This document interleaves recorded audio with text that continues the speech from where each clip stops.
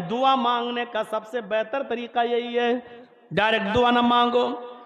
आप वुजू बनाइए, 2 रकात नफिल नमाज पढ़िए, उसके बाद अपने दोनों हाथों को उठाइए और दुआ मांगिए। सबसे पहले सूरह फातिहा पढ़िए अल्हम्दुलिल्लाहि रब्बिल आलमीन से वलज़ालिन तक। उसके बाद आप दरूद शरीफ पढ़िए अल्लाहुम्मा सल्लि अला मुहम्मद अल्लाहुम्मा बारिक अला मुहम्मद। अब आप इसके बाद दुआ मांगिए जो मांगना हो अल्लाह की हम्द व सना के बाद। अब आप उर्दू में अपनी ज़बान में जो दुआ मांगना चाहें मांगिए।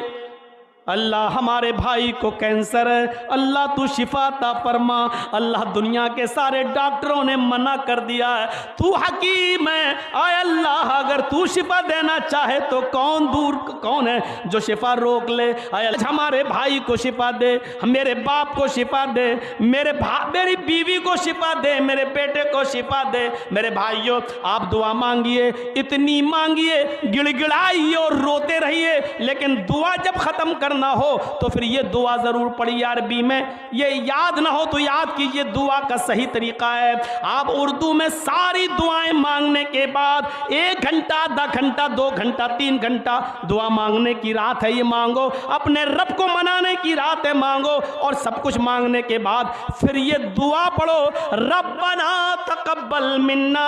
याद रखना जब दुआ खत्म करना हो तो इन दुआइया जुमलों को याद कर लो, रब्बना तकब्बल मिन्ना इन्नका अंतस समीउल अलीम व तुब अलैना इन्नका तव्वाबुर रहीम व सल्लल्लाहु तआला अला खैर खल्किही। यानी नबी पर जो दरूद तुमने शुरू में पढ़ा, अब जो ख़त्म कर रहे हो दुआ मांग कर जो ख़त्म कर रहे हो उस दुआ को आप फिर दरूद पढ़कर ख़त्म करेंगे। व सल्लल्लाहु तआला अला खैर खल्किही मुहम्मद व अला आलिहि व सहाबी अजमईन बिरहमतिका या अरहमर राहिमीन। ये कहकर दोनों हाथों को गिरा लो। इन दोनों हाथों को चेहरे पर फेरने का कोई सबूत नहीं है।